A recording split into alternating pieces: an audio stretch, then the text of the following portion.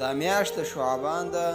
په دې میاشت کې یو شپه ده چې شب برات ورته وایي او څوک پنځلسی هم ورته وایي. د برات معنا ده ازادي او خلاصي.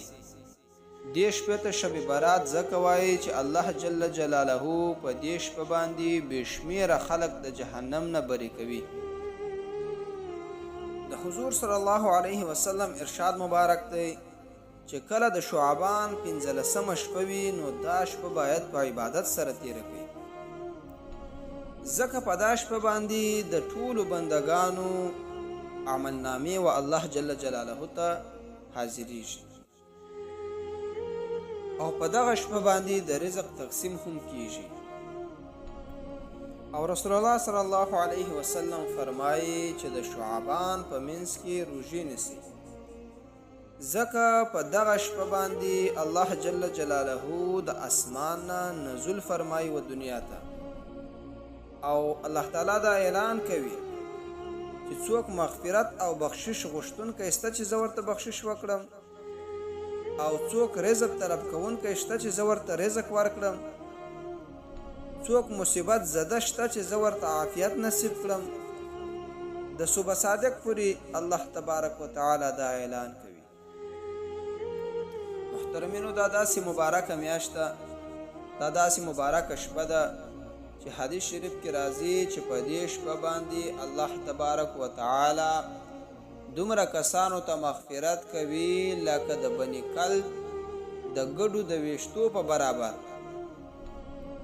رسول الله صلی الله علیه وسلم فرمایي چې په دې شپه باندې به الله جل جلاله بې شمېره خلکو ته بخشش او مغفرت کوي. لیکن بعضې داسې بدبخته به هم وي چې په دې شپه باندې به ورته الله جل جلاله بخشش نه کوي. محترمینو، یو مشرک دی چې په الله جل جلاله پورې شرک نیسي، او یو کینهګر دی چې د یو مسلمان سره کینه حسد کوي، او یو په ناحقه باندې چې قتل یې کړی وي، او یو قطع رحمي کوونکی دی چې د یو مسلمان ورور سره تعلق قطع کوي، او یو متکبر چې پیزار د ګیټیو نه ښکته ساتي، او یو د مور و پلار نافرمانه دی چې د مور و پلار زړه یې ازار کړی وي، یو شراب چښونکی دی چې همیشه شراب چښي.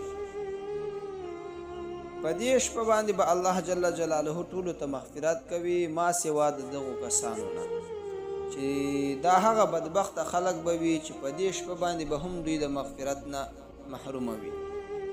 د شعبان شپه یو ډیره معززه او ببرکته شپه ده. محترمینو، په دې شپه باندې باید د الله جل جلاله عبادت وسی، د الله جل جلاله ذکر و اذکار وسی، د قرآن کریم تلاوت وسی، او نفلی المنځونه وسی.